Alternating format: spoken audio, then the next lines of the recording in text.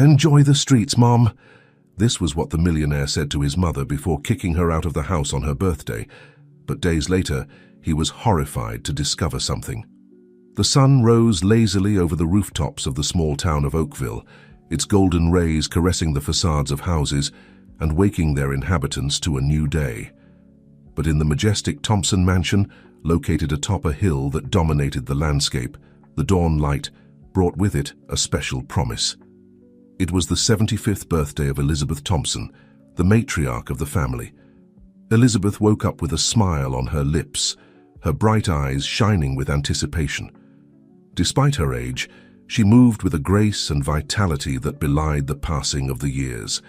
Her silver hair, carefully styled, framed a face that, though lined with the wrinkles of time, radiated an undeniable warmth and kindness. With care, Elizabeth chose her best dress, an elegant pastel blue ensemble that enhanced the color of her eyes. She applied a touch of makeup, something she rarely did, but today was a special day. As she looked in the mirror, she couldn't help but let her mind wander to the past, to the many birthdays she had celebrated in this very house, surrounded by the love of her family. Today will be a wonderful day, she told herself, adjusting the pearl necklace that had been a gift from her late husband. Michael must have something special planned. Michael, her only son, was Elizabeth's pride and joy. At 45, he had become one of the most successful businessmen in the region. His company, Thompson Enterprises, was a giant in the construction sector. With projects extending across the country, Elizabeth couldn't help but feel a mixture of pride and nostalgia every time she thought about her son. Pride for his achievements, nostalgia for the days when he was a little boy who ran through the halls of the mansion, filling the house with his laughter and mischief. With a light step, Elizabeth descended the stairs to the main dining room. The mansion was a maze of luxury, with its high ceilings, crystal chandeliers, and period furniture. Every corner told a story. Every object was a memory of the years Elizabeth had spent there, first as a young wife and mother, and now as the grandmother living under her son's roof. Upon reaching the dining room, Elizabeth stopped short. The large oak table, which would normally be covered with a white linen tablecloth and the best china on special occasions, was bare and cold. There were no flowers, no cards, not the slightest indication that anyone remembered today was a special day. Maybe they're preparing a surprise, Elizabeth thought, trying to keep hope alive. She headed to the kitchen, expecting to find the staff busy with birthday feast preparations, but the kitchen was silent and empty, with only the hum of the refrigerator breaking the silence. Elizabeth's heart sank a little, but she refused to lose hope. "Maybe Michael wants to take me out for lunch," she told herself, heading to her son's study. The study door was ajar, and Elizabeth could hear voices before entering. It was Michael and his wife. Rachel. Elizabeth paused, her hand inches from the door when she heard her name. "I can't believe your mother expects us to cancel everything for her birthday." Rachel's voice was cold and cutting. "We have lunch with the investors, Michael. It's crucial for the new project." I know, Michael replied, his voice tired and distant. "But it's her 75th birthday. Maybe we could what?" Rachel interrupted. "Risk millions for a cake and some candles. Your mother isn't a child anymore, Michael. She should understand that the world doesn't revolve around her." Elizabeth felt as if she had been punched in the stomach. Rachel's words were like daggers, cold and sharp. But what hurt the most was Michael's silence, his lack of defense. Taking a deep breath, Elizabeth gently knocked on the door and entered. Michael and Rachel started like children caught in mischief. "Good morning," said Elizabeth, keeping a forced smile on her face. I was wondering if you had plans for today." Michael avoided her gaze, suddenly busying himself with some papers on his desk. It was Rachel who responded, her voice now sweet as honey but with a hidden edge that Elizabeth knew all too well. "Oh, Elizabeth, dear, good morning," said Rachel, approaching to give her a kiss on the cheek that never quite reached her. "I'm afraid we have a very busy day today, an important lunch with investors that we can't postpone." Elizabeth nodded slowly, her heart sinking further with each word. "I understand," she said softly. "I just thought, well, since it's my birthday." It was then that Michael finally looked up, his eyes meeting his mother's for the first time that morning. For a moment, Elizabeth thought she saw a flash of guilt, maybe even sadness, in her son's eyes, but it vanished as quickly as it had appeared, replaced by a mask of cold indifference. "Mom," Michael began, his voice controlled and distant. "You know how important this lunch is. We can't cancel it, I'm sure you understand." Elizabeth felt tears threatening to spill, but she refused to let them fall. She wouldn't give them that satisfaction. "Of course," she said, her voice barely a whisper. "I don't want to interfere with your business, son." Rachel, sensing the tension in the air, intervened with a smile that didn't reach her eyes. "Maybe we can do something small tonight, right, Michael? A cake after dinner, perhaps?" But before Michael could respond, the phone on his desk rang. He answered it quickly, his face transforming into a mask of business concentration. "Yes, I'll be there in 20 minutes, he said before hanging up. He stood up abruptly, grabbing his briefcase. "I'm sorry, Mum, I have to go. Something urgent came up at the office." Elizabeth stood there, motionless, as she watched her son prepare to leave. Every movement, every gesture from Michael seemed to scream how unimportant she was in his life now. The boy who had once run into her arms for comfort could now barely look her in the eye. It was at that moment that something inside Elizabeth broke years of unconditional love, of silent sacrifices, of accepting crumbs of attention, all exploded in an instant of painful clarity. "Don't bother, Michael," said Elizabeth, her voice trembling slightly. "I don't need your pity or your last-minute cake." Michael stopped short, surprised by his mother's tone. Rachel, for her part, couldn't hide a smile of satisfaction. "Mom, don't be like that," Michael began. But Elizabeth interrupted him. "Don't be like what, Michael? A nuisance, an obstacle in your perfect life." The words now came out in an unstoppable torrent. "I've spent years trying not to interfere, not to be a burden. I've watched as you've slowly drifted away, how you've allowed money and success to change you, but no more." Michael seemed genuinely surprised by his mother's outburst. "Mom, you're overreacting. You know I love you, but I have responsibilities, a company to run. And what am I, Michael? An old piece of furniture you've inherited and don't know where to put?" Elizabeth straightened up, her small figure suddenly imposing in her wounded dignity. "Maybe it's time for me to go, to stop being a burden to you and your perfect wife." Rachel, who until that moment had observed the exchange with a mixture of annoyance and amusement, decided to intervene. "Elizabeth, dear, you're being melodramatic. No one has said you're a burden." But her words, far from calming the situation, only served to further ignite Elizabeth's indignation. "You," she said, turning to Rachel, "don't you dare call me dear. I've seen how you look at me, how you whisper behind my back. You think I don't notice, but I know everything."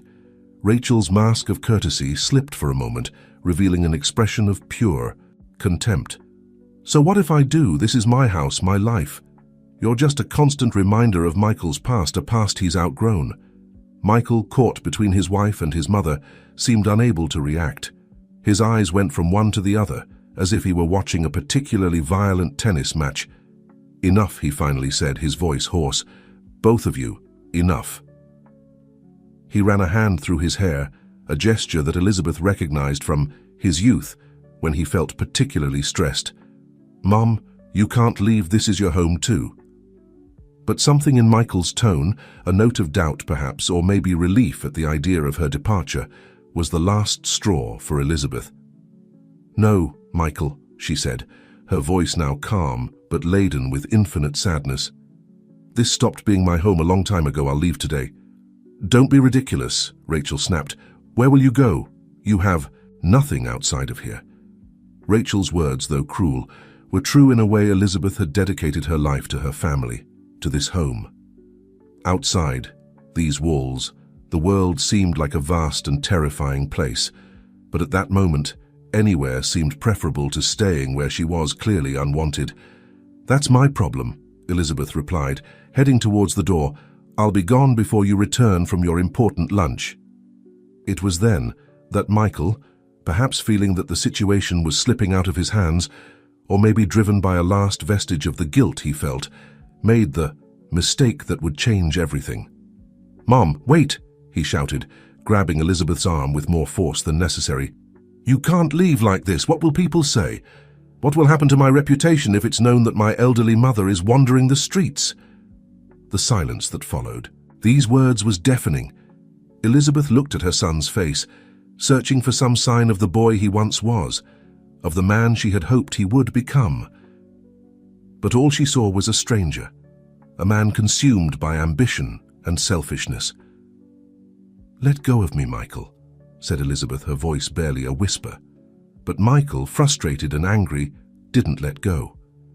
Instead, in a burst of cruelty that would later haunt him, he spat out the words that would definitively break the bond between mother and son.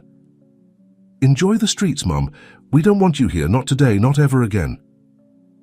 The shock of those words was like a slap to Elizabeth. She staggered backwards, freeing herself from Michael's grip. Rachel, for her part, couldn't contain a triumphant smile. "Michael," Elizabeth began, but stopped. What else was there to say? Her son, the light of her life, the boy for whom she would have given everything, had just revealed his true feelings. Without another word, Elizabeth turned and left the study. She walked through the halls of the mansion, those halls that had witnessed so many happy moments and that now seemed to mock her with every step. She went up to her room, took a small suitcase, and began to pack mechanically, tears running silently down her cheeks. Meanwhile, in the study, Michael seemed to have awakened from a nightmare. "What have I done?" he murmured, looking at his hands as if he didn't recognize them. Rachel, however, showed no remorse whatsoever. "What was necessary?" she said, adjusting the pearl necklace she wore. It was about time that old woman was put in her place. Michael looked at her, horrified by the coldness of her words. For a moment he saw his wife as she really was, a beautiful but empty woman whose heart seemed to be made of ice. How had he allowed things to come to this point? But before he could say anything to try to fix the situation, Rachel interrupted him. "Come on, Michael. We'll be late for lunch. We can't keep the investors waiting." And so, as if in a trance, Michael allowed himself to be led out of the mansion by Rachel. The roar of their luxury car's engine broke the morning silence, taking with it the son who had chosen success over his mother's love. Elizabeth heard the sound of the car driving away from her room. With each object she placed in her suitcase, she felt that a part of her life, of her memories, was fading away. Photos of Michael as a child, love letters from her late husband, small treasures accumulated over the years. Everything now seemed to belong to another life, to another Elizabeth. When she finished packing, she sat on the edge of the bed, overwhelmed by the magnitude of what she was about to do. At 75, she was about to abandon the only life she had known. Fear threatened to paralyze her, but something stronger drove her on, her dignity. "I can't stay where I'm not wanted," she told herself, wiping away the last tears. With a deep sigh, she stood up, took her suitcase and left the room without looking back. The mansion, once a home full of life and love, now seemed like a cold, empty mausoleum. Elizabeth walked slowly towards the front door, each step resonating in the sepulchral silence. Before leaving, she stopped in front of the large mirror in the foyer. The woman who looked back at her seemed older and more tired than she remembered, but in her eyes shone a spark of determination. "Happy birthday, Elizabeth," she said to herself with a sad smile. Then, with a final sigh, she opened the door and stepped out into the outside world. The mid-morning sun greeted her with its warmth. Like a comforting embrace, Elizabeth found herself in the mansion's gardens, surrounded by the roses she herself had planted years ago. For a moment, she wondered if she was making a mistake, if she should go back and wait for Michael to reconsider. But the memory of her son's cruel words drowned out any doubt. With slow but determined steps, Elizabeth began to walk down the path that led to the street. Each step took her away from the life she had known and closer to an uncertain future. But with each step, she also felt that she was regaining something she had lost in recent years: her courage, her identity. Upon reaching the street, Elizabeth stopped, unsure of where to go. The small town of Oakville stretched out before her, familiar yet strange. Where could she go? Who would take her in? It was then that she remembered Sarah. Her lifelong friend Sarah lived in the center of town, in a modest house that had always been a refuge for Elizabeth in difficult times. With a destination in mind, Elizabeth began to walk, her suitcase rolling behind her as a constant reminder of her new reality. The walk to Sarah's house was long and exhausting. People she passed looked at her curiously. It wasn't common to see the mother of the most important businessman in town walking alone through the streets, dragging a suitcase. Some greeted her with respect, others whispered behind her back. Elizabeth kept her head high, ignoring the looks and whispers. After what seemed like an eternity, Elizabeth arrived at Sarah's door. With her heart beating strongly, she rang the doorbell. The seconds that followed felt like hours, until finally the door opened. Sarah, a woman of the same age as Elizabeth, but with a youthful spirit that the years had not managed to extinguish, opened the door with a smile that quickly transformed into concern upon seeing the state of her friend. "Elizabeth, what's wrong? What are you doing here with that suitcase?" Sarah asked, her voice full of worry. Elizabeth, seeing the familiar and caring face of her friend, felt that all the emotions she had been containing overflowed. Tears began to fall uncontrollably. "Oh, Sarah," Elizabeth sobbed, "something terrible has happened." Without saying another word, Sarah enveloped Elizabeth in a comforting hug and guided her into the house. The door closed behind them, shutting out the world that had been so cruel to Elizabeth on her special day inside Sarah's cozy living room. Elizabeth collapsed into an armchair, her body shaking with contained sobs. Sarah sat beside her, holding her hands and patiently waiting for her friend to calm down enough to speak. "Take a deep breath, dear," Sarah said softly. "You're safe here. Tell me what happened." Slowly, between tears and broken sighs, Elizabeth began to recount the events of the morning. She told her about the cold reception on her birthday, Rachel's cruel words, and finally, Michael's painful betrayal. Sarah listened in silence, her face reflecting a mixture of shock, sadness, and growing indignation. When Elizabeth finished her story, Sarah hugged her again, this time more tightly. "Oh, Elizabeth," Sarah said, her voice trembling with emotion, "I'm so sorry. I can't believe Michael would do something like that. That's not the boy you raised."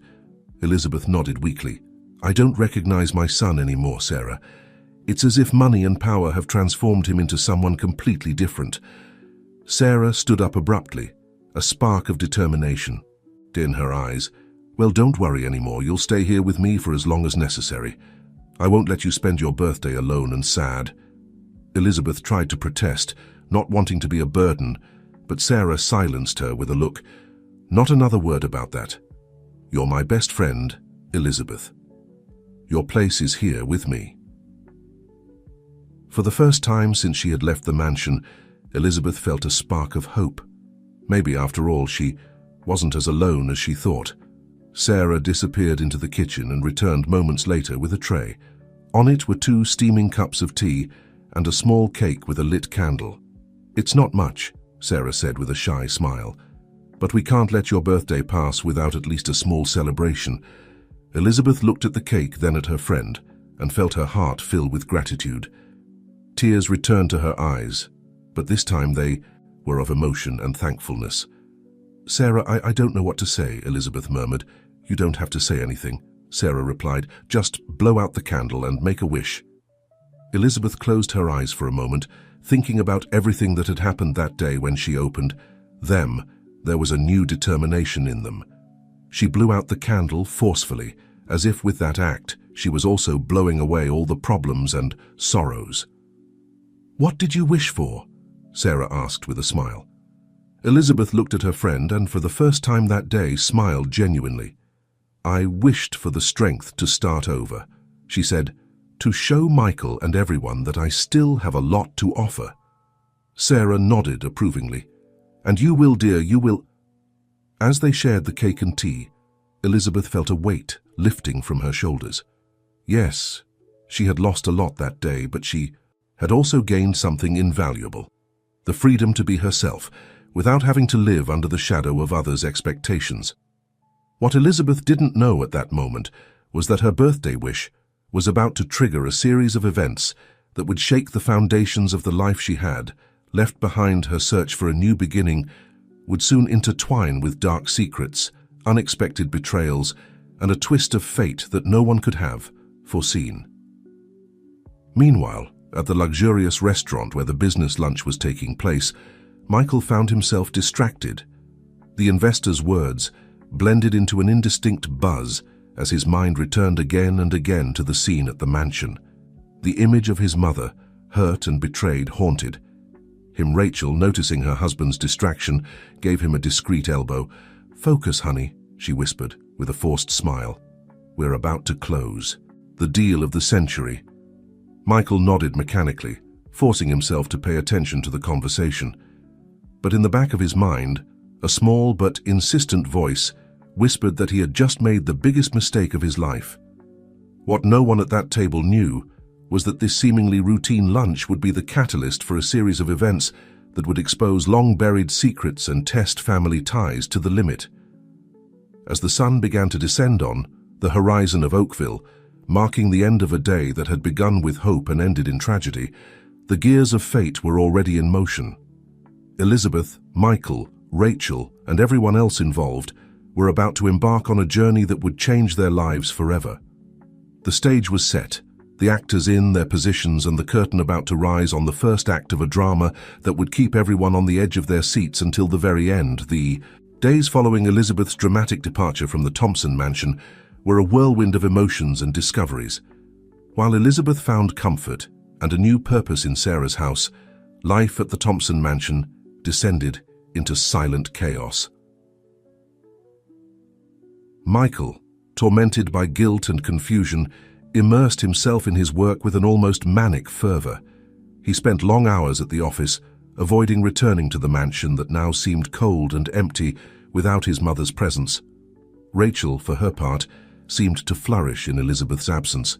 She organized extravagant parties, redecorated entire rooms, and strutted around town as if she owned everything she saw. But beneath the surface of this apparent normality, cracks were beginning to appear one morning. About a week after the birthday incident, Sarah received an unexpected visit. Her brother, Mark, a former private detective with a reputation for being tenacious and meticulous, arrived without warning. "Mark!" exclaimed Sarah, surprised but happy to see her brother. "What brings you here?" Mark, a middle-aged man with penetrating eyes that seemed capable of seeing through any deception, smiled at his sister. "Do I need a reason to visit my favorite sister?" Sarah laughed, but her laughter faded when she saw the serious expression in her brother's eyes. "You've heard about Elizabeth, haven't you?" Mark nodded gravely. "News travels fast in a small town like this. How is she?" Before Sarah could answer, Elizabeth appeared in the kitchen doorway. Despite the difficult days, there was a renewed sparkle in her eyes, a spark of determination that wasn't there before. "I'm better than I expected, Mark," said Elizabeth with a tired but genuine smile. "Sarah has been an angel." Mark studied Elizabeth for a moment, his detective eyes capturing every detail. "I'm glad to hear that, Elizabeth, but I'm afraid I haven't come just for a social visit." Sarah and Elizabeth exchanged worried glances. "What's going on, Mark?" Sarah asked. Mark sat down at the kitchen table, inviting the two women to join him. Once they were all seated, Mark spoke in a low and urgent voice. "I've been observing Rachel," he began. Faced with the surprised looks from Elizabeth and Sarah, he continued, "Don't misunderstand me, I wasn't spying, but my old detective instincts woke up when I heard what had happened. Something doesn't add up in this whole situation." Elizabeth leaned forward, intrigued. "What do you mean?" Mark took out a small notebook from his pocket and opened it. "In the last few days, Rachel has been making frequent visits to an office in the center of town. It's not the Thompson Enterprises office, but a smaller, more discreet building." Sarah frowned. "That doesn't prove anything, Mark. It could be anything." "You're right," Mark nodded. "But what caught my attention was who else visits that office." He paused dramatically before continuing. "Jason Carter." Elizabeth gasped, bringing a hand to her mouth. "Jason, Michael's best friend?" Mark nodded gravely. "The very same." And from what I've been able to observe, his visits suspiciously coincide with Rachel's. A heavy silence fell over the kitchen as the implications of this information settled in. Elizabeth stood up abruptly, walking towards the window. Her mind was a whirlwind of emotions and thoughts. "It can't be," she murmured. "Michael trusts Jason blindly. They've been friends since college." Sarah approached her friend, placing a comforting hand on her shoulder. "Elizabeth, let's not jump to conclusions. There could be an innocent explanation for all of this." Mark stood up too, his expression serious. "Sarah is right, we don't have concrete evidence of anything illegal or immoral. But my instinct tells me there's something more here, something we're not seeing." Elizabeth turned to them, her eyes shining with a mixture of pain and determination. "We need to know more. If Rachel is plotting something, if she's cheating on Michael, I need to know." Mark nodded, a spark of excitement in his eyes. The old detective in him was awakening, eager to unravel this mystery. "I can continue investigating, but I'll need help. This could be bigger than we think." Sarah looked at her brother with concern. "Mark, are you sure you want to get involved in this? You're not a detective anymore, and if Rachel discovers you're investigating her—" "Don't worry about me, little sister," Mark smiled. "I know how to handle these situations. Besides, I owe Elizabeth a lot. It's the least I can do." Elizabeth looked at the siblings with gratitude. "I don't know how to thank you for all of this. You're the only family I have left now." Sarah hugged her friend. "And we'll always be here for you, Elizabeth, no matter what happens." Meanwhile, in the offices of Thompson Enterprises, Michael was immersed in a mountain of papers, financial reports, contracts, proposals. Everything blended into a blur of numbers and letters. But no matter how hard he tried to concentrate, his mind kept going back to that fateful day of his mother's birthday. A knock on the door pulled him from his thoughts. "Come in," he said, grateful for the distraction. Jason Carter entered the office, his usual confident smile on his face. "Michael, my friend, still buried in work?" Michael rubbed his tired eyes. "There's a lot to do, Jason. This new project is crucial for the company." Jason sat down in front of Michael's desk, studying his friend with sharp eyes. "You look terrible, Michael. Trouble in paradise?" For a moment, Michael considered telling Jason everything about the fight with his mother, about the guilt that was eating away at him, about the doubts that were beginning to arise about his marriage to Rachel. But something stopped him. A voice in the back of his mind told him to keep his problems to himself, at least for now. "Nothing I can't handle," Michael replied with a forced smile. "What brings you here, Jason?" Jason leaned back in his chair, his relaxed posture contrasting with Michael's obvious tension. "I was just passing by to see how everything was going. I've heard rumors. Michael, people talk." Michael tensed. "What kind of rumors?" "Oh, you know how this town is gossip mostly." Jason made a dismissive gesture with his hand. "They say your mother left the mansion, that there was some kind of fight." Michael felt the color drain from his face. How had the news spread so quickly? "It's complicated," he murmured. Jason leaned forward, his voice low and conspiratorial. "Listen, Michael. We've been friends for years. You know you can trust me. If there's anything I can help with—" For a moment, Michael considered opening up to his friend. But something in Jason's look, a spark of something he couldn't identify, made him hesitate. "I appreciate your concern, Jason, but as I said, I can handle it." Jason nodded, leaning back again. Of course. Just remember, I'm here if you need me." He stood up, smoothing his impeccable suit. "Oh, by the way, have you checked the financial reports from the last quarter? There are some discrepancies you might want to look at." Michael frowned. "Discrepancies? What kind?" Jason smiled, a gesture that didn't reach his eyes. "Nothing serious, I'm sure. Probably just an accounting error. I'll send them to your email." With that, Jason left the office, leaving Michael with a feeling of unease that he couldn't explain. Something about his friend's visit had disturbed him, but he couldn't put his finger on exactly what sighing. Michael returned to his papers, but his mind was far from the numbers in front of him. What was really going on in his life? In his company? In his marriage? For the first time in a long time, Michael found himself wishing he could talk to his mother, ask for her advice as he did when he was a child. Meanwhile, in another part of town, Rachel entered a discreet building. She looked around cautiously before slipping through a side door. Inside, in a small office without windows, a man was waiting for her. "You're late," the man said, his voice cold and sharp. Rachel took off her sunglasses, revealing an annoyed look. "I had to make sure no one was following me. Things are getting complicated, Victor." The man Victor stood up from his desk. He was tall and thin, with dark eyes that seemed to absorb light. "What do you mean things are getting complicated?"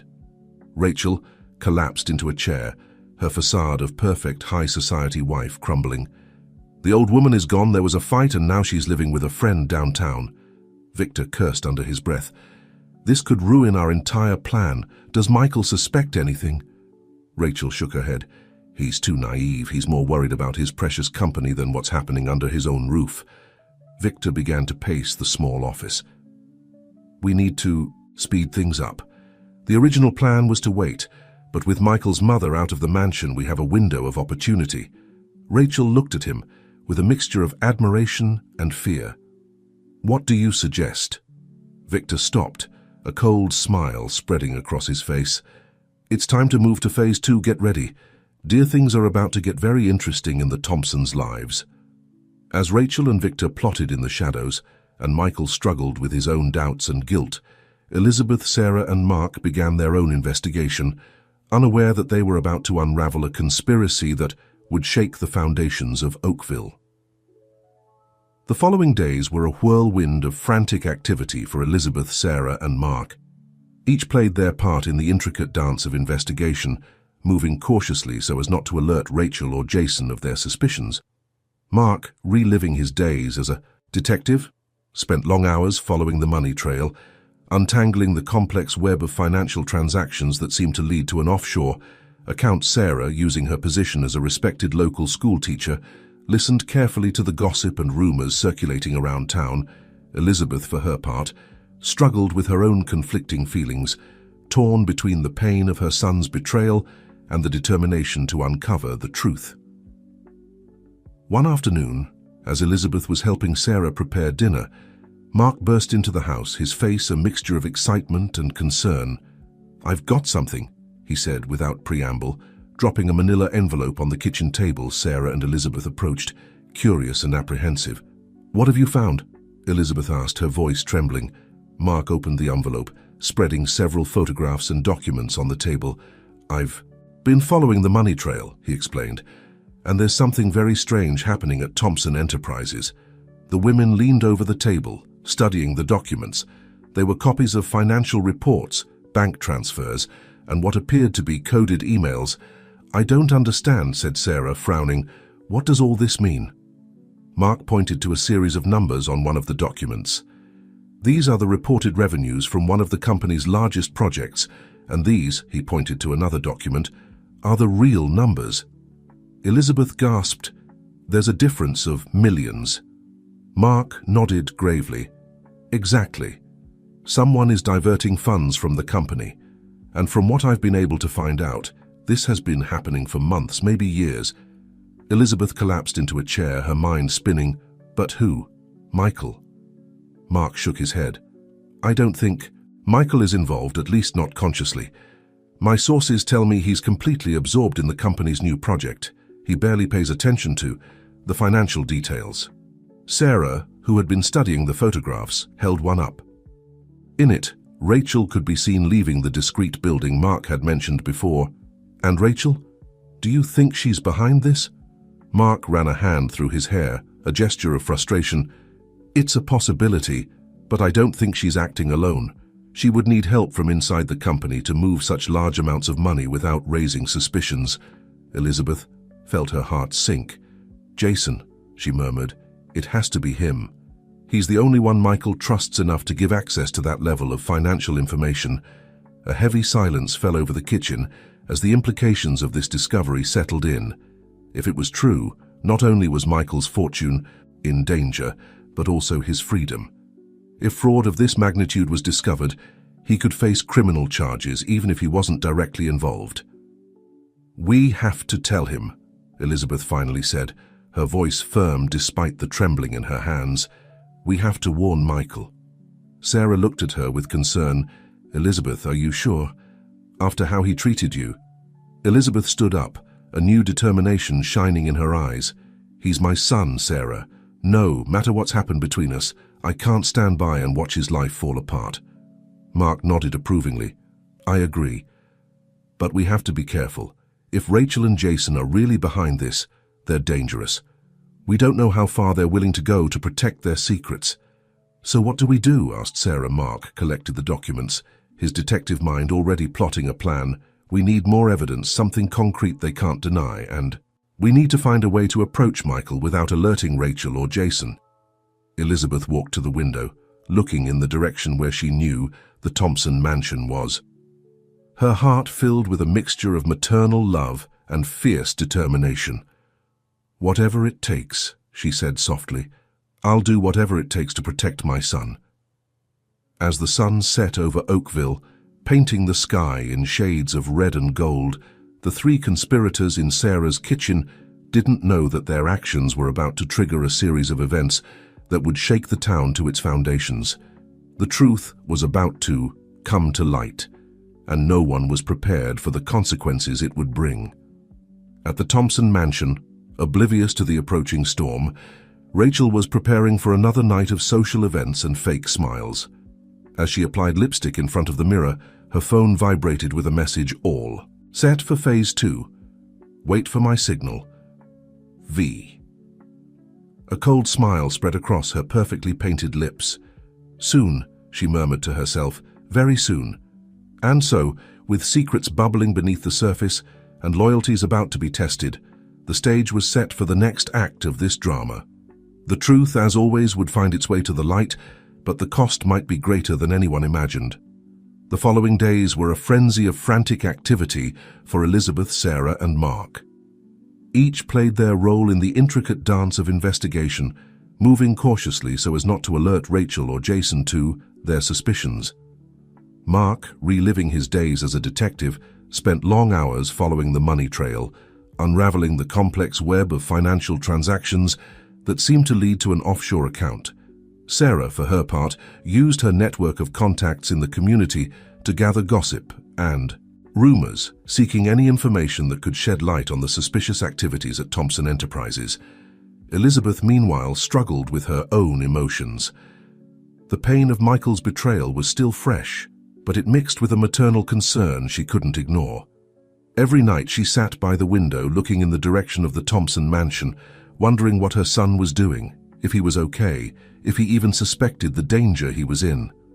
One afternoon, as they were reviewing the latest information gathered, Mark let out an exclamation of surprise. "I've got it," he said, waving a paper in the air. "I knew there was something odd about those transfers." Elizabeth and Sarah quickly approached, curious and anxious. "What have you found?" Elizabeth asked, her voice tense with anticipation. Mark spread the paper on the table. It was a financial report filled with numbers and codes that seemed incomprehensible to the two women. "Look at this," he said, pointing to a series of transactions. "These transfers, which are supposedly payments to suppliers, are actually being diverted to an account in the Cayman Islands." Sarah frowned. "And what exactly does that mean?" "It means," Mark explained, his voice grave, "that someone is stealing millions from Michael's company, and they're doing it in a very sophisticated way." Elizabeth sank into a chair, her face pale. "My God," she murmured. How much have they stolen?" Mark shook his head. "It's hard to say exactly, but from what I can see, we're talking about tens of millions of dollars over the past 2 years." A heavy silence fell over the room as the implications of this discovery settled in. Elizabeth was the first to break it. "We have to tell Michael," she said, her voice firm despite the trembling in her hands. "No matter what's happened between us, I can't stand by while they destroy everything he's worked for." Sarah put a comforting hand on her friend's shoulder. "Elizabeth, are you sure? After how he treated you?" Elizabeth stood up, a new determination shining in her eyes. "He's my son, Sarah. No matter what he's done, he's still my son, and he needs to know the truth." Mark nodded, gathering the papers. I agree. But we have to be cautious. If Rachel and Jason are really behind this, they're dangerous. We don't know how far they're willing to go to protect their secrets. So what do we do? Asked Sarah. We need to find a way to talk to Michael in private, said Mark. Without Rachel or Jason finding out. Elizabeth was thoughtful for a moment. I know Michael. Every Sunday morning he goes running in the Central Park. It's a routine he's maintained for years. We could intercept him there. Mark smiled. Perfect, that gives us 2 days to prepare and gather all the evidence. Meanwhile, at the Thompson mansion, Michael was in his study, reviewing a mountain of documents. The words and numbers blended before his tired eyes. Something didn't add up in the financial reports, but he couldn't identify exactly what it was. A soft knock on the door pulled him from his thoughts. Come in, he said, rubbing his eyes. Rachel entered, looking impeccable as always in an elegant cocktail dress. Honey, still working? It's almost midnight. Michael looked at the clock, surprised he hadn't realized how much time had passed. I'm sorry, love. These reports, there's something that doesn't add up. Rachel approached, placing her hands on Michael's shoulders and beginning to massage them gently. You're working too hard, my love. You need to rest. Michael leaned back in his chair, closing his eyes for a moment. You're right, it's just that since Mom left, I feel like everything is out of control. Rachel tensed slightly at the mention of Elizabeth, but Michael didn't notice. Your mother made her decision, honey. You can't keep blaming yourself for that. Michael opened his eyes, looking at his wife. Do you think I did the right thing? Letting her go like that? For a moment, something resembling guilt crossed Rachel's face, but it disappeared so quickly that Michael thought he had imagined it.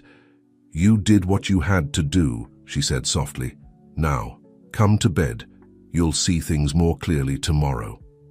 Michael nodded, slowly getting up. As he followed Rachel out of the study, he couldn't help but cast one last glance at the documents scattered across his desk. The feeling that something important was escaping him persisted, but he was too tired to keep investigating that night. What Michael didn't know was that while he slept, Rachel silently slipped out of bed with stealthy steps. She returned to the study and began rummaging through the papers Michael had been reviewing. Her eyes narrowed as she found what she was looking for. Taking out her phone, she quickly took photos of certain documents before placing them back exactly as she had found them. Then, with the same caution, she returned to the bedroom and slipped into bed next to her sleeping husband. While Michael slept deeply, oblivious to the machinations happening around him, Rachel sent a cryptic message. The bird is starting to sing. Accelerate the plan. R. In another part of town, in a luxurious but discreet apartment, Jason Carter received the message.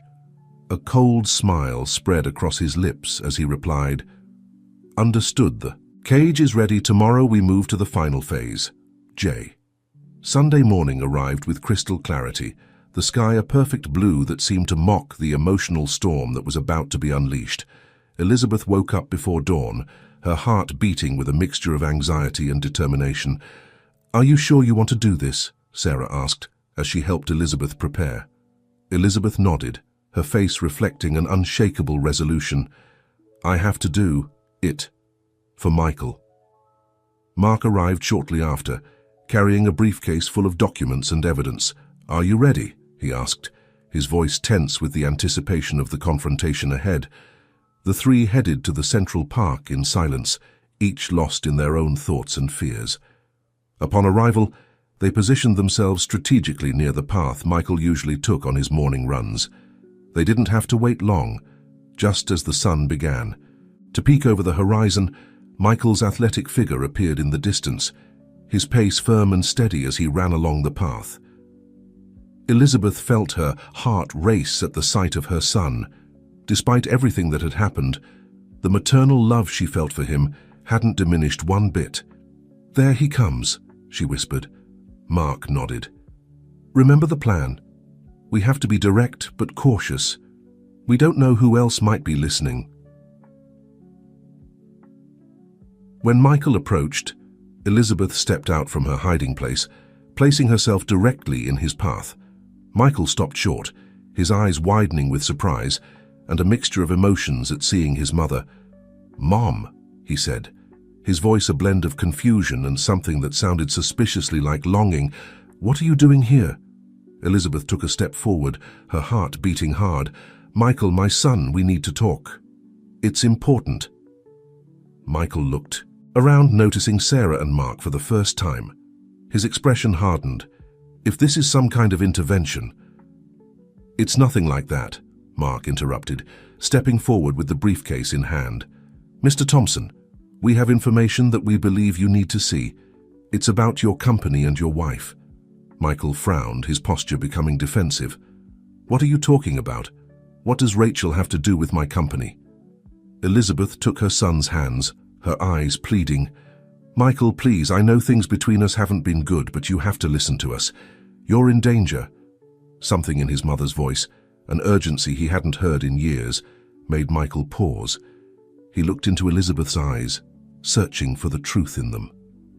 "All right," he finally said, his voice tired. "Talk, but this better be good." Mark opened the briefcase, pulling out a folder full of documents. "Mr. Thompson, we've discovered evidence of massive fraud in your company. Millions of dollars are being diverted to offshore accounts." Michael took the documents with trembling hands, his eyes quickly scanning the numbers and graphs. His face paled as he comprehended the magnitude of what he was seeing. This isn't possible," he murmured. "I would have noticed something like this. They've been hiding it very well," Mark explained. "But there's more. We believe your wife, Rachel, is involved in this, along with your friend, Jason Carter." Michael looked up sharply, his eyes full of disbelief and pain. No, that can't be true. Rachel would never. And Jason is my best friend." Elizabeth stepped forward, her heart breaking at seeing the pain in her son's eyes. "Michael, I know it's hard to believe, but you have to open your eyes. They've been manipulating you, using your trust against you." Michael staggered backward, as if his mother's words were a physical blow. He ran a hand through his hair, his mind struggling to process all this information. I need time to think," he finally said. "This is too much."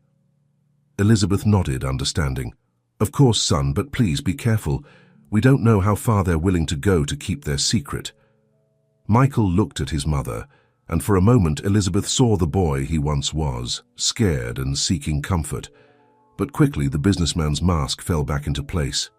"Thank you for the information," he said, his voice formal and distant.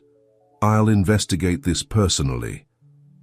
With that, Michael turned and began to run back the way he had come, leaving Elizabeth, Sarah, and Mark watching his retreating figure. "Do you think he believed us?" Sarah asked. Worried Elizabeth sighed, her heart heavy. "I don't know, but at least now he's been warned. I just hope it's not too late." What none of them knew was that, hidden among the nearby bushes, a man had been observing and recording the entire conversation. As soon as Michael disappeared from view, the man took out his phone and dialed a number. "Ma'am," he said in a low voice, "we have a problem.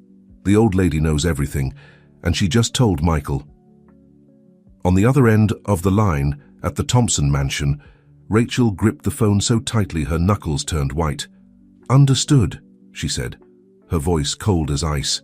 "Initiate the contingency plan. It's time to end this once and for all."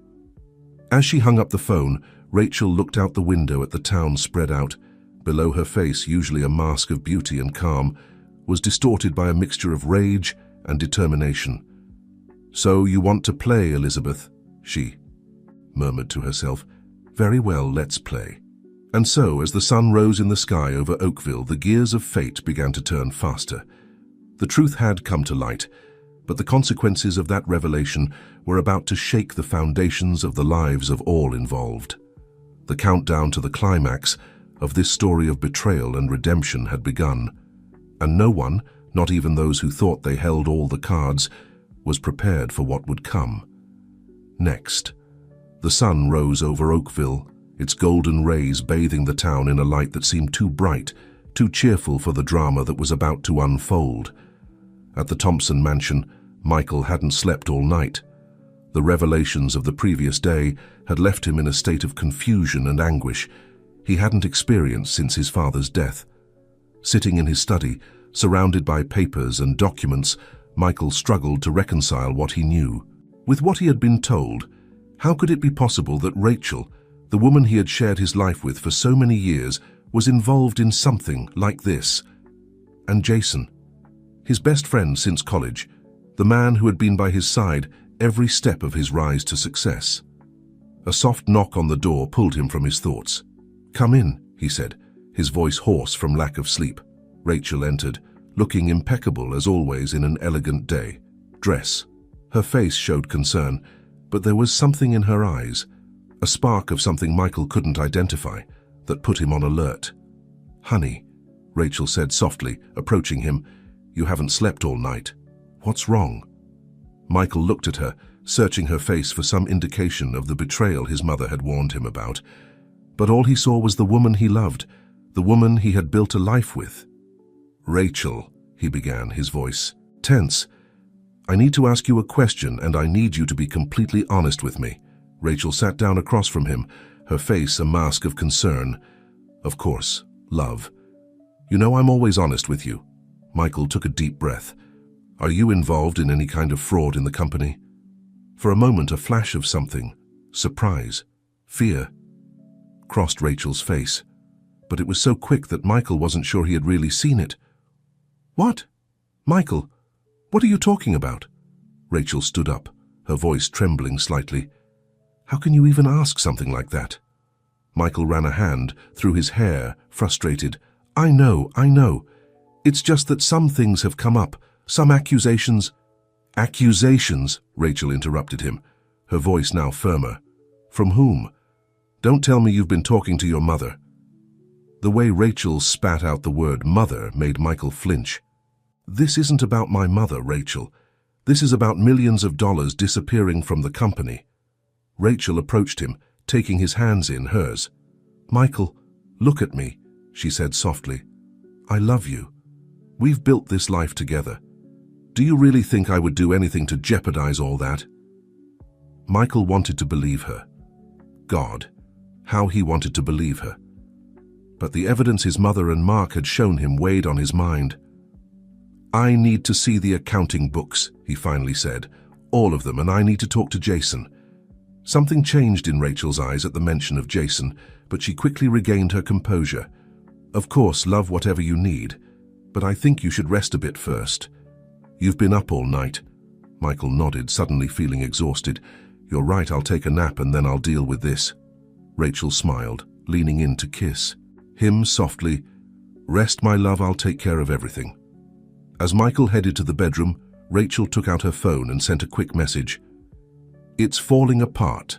Accelerate the plan. Now or never." In another part of town, Elizabeth, Sarah, and Mark were gathered in Sarah's kitchen discussing their next move. "Do you think Michael believed us?" Sarah asked, pouring another cup of coffee. Elizabeth sighed, looking out the window. "I don't know, Michael has always been stubborn, but I saw doubt in his eyes. It's a start." Mark, who had been reviewing some papers, looked up. "We can't wait any longer. If Rachel and Jason suspect Michael knows something, they might try to cover their tracks." "What do you suggest?" Elizabeth asked. "We have to go to the police," Mark said. "With the evidence we have, they should be able to obtain a search warrant for the company and the mansion." Elizabeth nodded slowly. "You're right, we can't handle this alone." Just as they were about to leave, Elizabeth's phone rang. It was an unknown number. With her heart beating fast, she answered. "Hello?" "Elizabeth?" Michael's voice sounded tense, almost scared. "I need to see you now." Elizabeth looked at Sarah and Mark, her face pale. "Michael, what's going on?" "I can't explain it over the phone," Michael said quickly. "Meet me at the old warehouse near the dock. Come alone." Before Elizabeth could respond, Michael had hung up. "What's wrong?" Sarah asked, worried about Elizabeth's expression. "It was Michael," Elizabeth said, her voice trembling slightly. "He wants to see me now." Mark frowned. "I don't like this. It could be a trap." Elizabeth shook her head. "He's my son. I have to go." "Then we'll go with you," Sarah said firmly. "No," Elizabeth said. Michael said to come alone. You go to the police, take the evidence, I'll meet with Michael. Mark seemed to want to protest, but something in Elizabeth's determination stopped him. Be careful. He finally said, if anything doesn't feel right, get out of there immediately. Elizabeth nodded, grabbing her purse. I will, and whatever happens, don't forget to go to the police. As Elizabeth headed towards the dock, the sky began to darken. Storm clouds were gathering on the horizon, as if nature itself sensed the drama that was about to unfold. The old warehouse loomed before her, a decrepit building that seemed out of place among the modern buildings of the port. Elizabeth paused in front of the door, her heart beating hard. For a moment, she hesitated. What if Mark was right? What if this was a trap? But a mother's love overcame any doubt. With a deep breath, Elizabeth opened the door and entered. The interior of the warehouse was dark and dusty. Beams of light filtered through dirty windows, creating strange shadows on the floor. Michael, Elizabeth called, her voice echoing in the empty space. Suddenly, there was a noise behind her. Before she could turn around, she felt a blow to her head and everything went black. When Elizabeth regained consciousness, she found herself tied to a chair. Her head hurt and her vision was blurry. Gradually, the figures in front of her began to take shape. Well, well, said a voice that Elizabeth recognized with horror. The old lady finally wakes up. Rachel was standing in front of her, her beautiful face distorted by a cruel smile. Beside her was Jason, his expression a mixture of nervousness and determination. Where's Michael? Elizabeth asked, her voice weak but defiant. Rachel laughed, a cold sound without joy. Oh, Elizabeth, always so naive. Michael isn't here, he never was. The reality of the situation hit Elizabeth like a punch. She had fallen right into a trap. What do you want from me? Elizabeth asked, struggling against the ropes that bound her. Jason stepped forward. We want you to disappear, Elizabeth, permanently. Rachel nodded, her smile turning even colder. You see, we were so close to completing our plan. Years of careful work, moving the money little by little, preparing for the final blow, and then you had to stick your nose where it didn't belong. You won't get away with this, Elizabeth said, her voice firmer now. Michael will find out. Michael? Rachel let out a laugh. Michael is too busy dealing with a crisis at the company. A crisis that we orchestrated, by the way. By the time he realizes what's really going on, we'll be long gone with all his money. Elizabeth felt her heart sink. How could she have been so foolish? She had fallen right into their trap, and now not only was she in danger, but Michael was too. And what do you plan to do with me? Elizabeth asked, trying to buy time.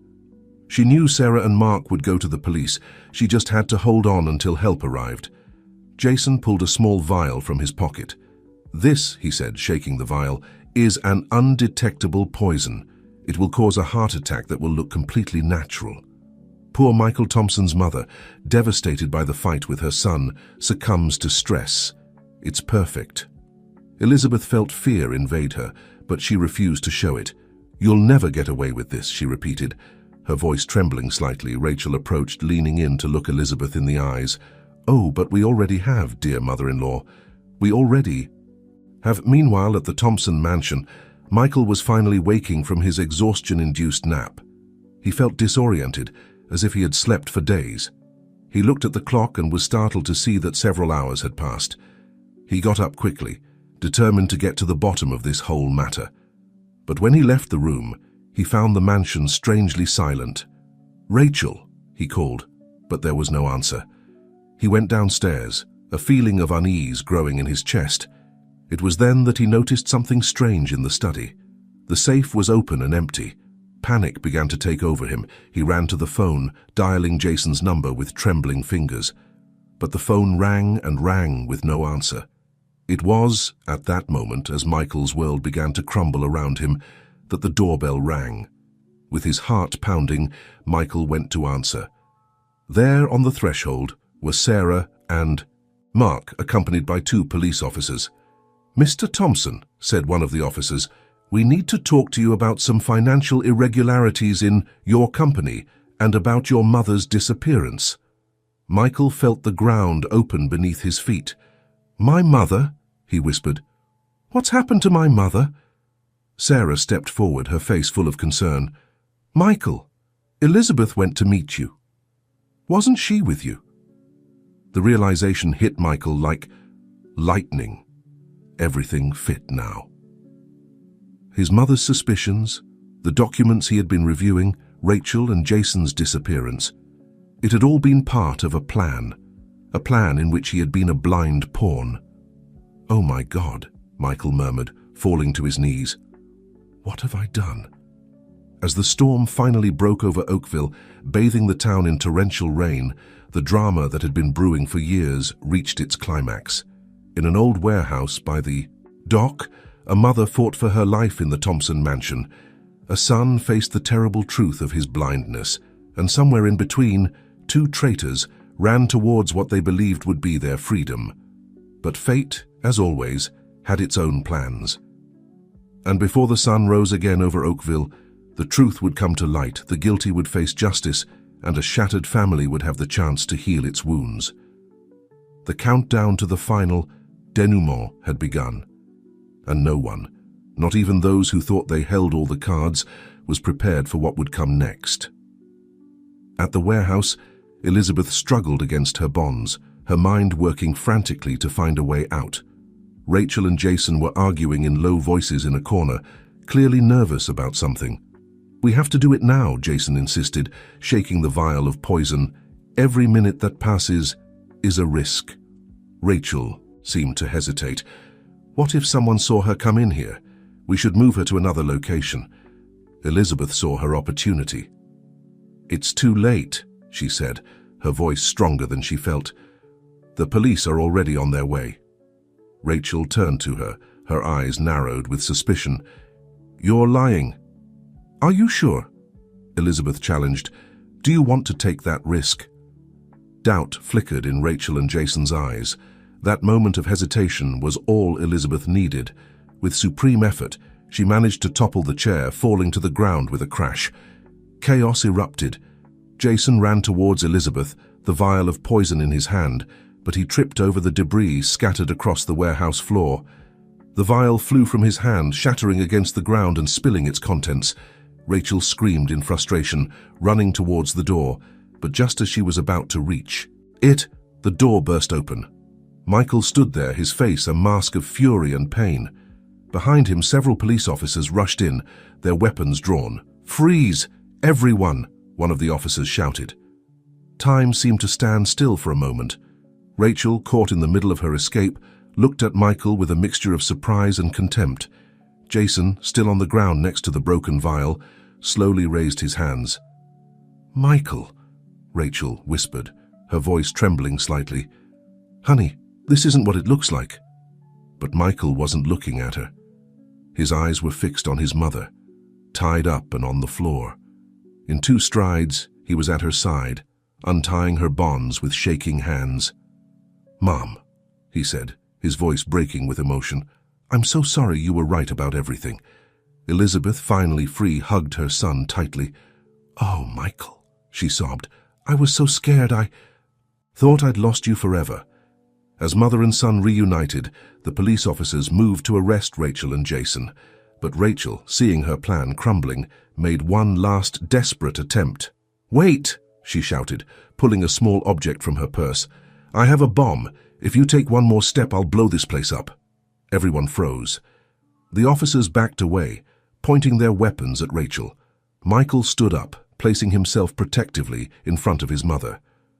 Rachel, Michael said, his voice calm despite the fear he felt. It's over. Don't make this worse than it already is. Rachel laughed, a hysterical, joyless sound. Worse? How could it be worse, Michael? We had it all planned out. We were going to be rich, free, and your stupid mother ruined everything. No, Michael said firmly. You ruined everything with your lies, your greed. I loved you, Rachel, I gave you everything I had. For a moment, something resembling remorse crossed Rachel's face, but it was quickly replaced by a mask of cold determination. If I can't have it all, she said, her finger moving towards the detonator. "Then no one will—" What happened next seemed to occur in slow motion. Rachel pressed the button, but instead of the explosion everyone feared, nothing happened. The supposed detonator was fake. Taking advantage of the moment of confusion, one of the officers lunged forward, tackling Rachel to the ground. Within seconds, both she and Jason were handcuffed and being led out of the warehouse. Michael collapsed to his knees, relief and exhaustion finally overtaking him. Elizabeth knelt beside him, hugging him tightly. "It's over," Elizabeth murmured, stroking her son's hair as she used to when he was little. "It's all over." Michael looked up, his eyes filled with tears. "Mum, I am so sorry for everything, for how I treated you, for not believing you." Elizabeth put a finger to her son's lips, gently silencing him. "Shh, it's past, we're together now, that's all that matters." As the police finished processing the scene and taking statements, Sarah and Mark were finally able to enter the warehouse. Seeing Elizabeth and Michael embracing on the floor, they rushed towards them. "Elizabeth!" Sarah exclaimed, tears of relief running down her cheeks. "Thank God you're all right." Mark, ever the professional, was already talking to the officers, ensuring that all evidence was properly collected. Gradually, the chaos began to dissipate. Paramedics arrived to check on Elizabeth and make sure she had no serious injuries. Michael, still in shock from everything that had happened, stayed close to his mother at all times, as if afraid she might disappear if he let her out of his sight. Hours later, as the sun began to peek over the horizon, Elizabeth, Michael, Sarah and Mark found themselves in Sarah's living room. Steaming cups of tea sat in front of them, but no one was drinking. The exhaustion and disbelief from the previous night's events still weighed heavily on them. "So," Sarah finally said, breaking the silence, "what happens now?" Michael sighed, running a hand over his tired face. "Rachel and Jason will face charges for fraud, attempted murder, and who knows what else. The company, well, it will take time, but I think we can recover from the financial damage. And we," he added, looking at his mother with eyes full of regret and love, "have a lot to talk about and a lot to rebuild." Elizabeth took her son's hand, squeezing it gently. "We have time, Michael. All the time in the world." Mark, who had been reviewing some papers, looked up. "The police found documents in Jason's office that implicate several other company executives in the fraud.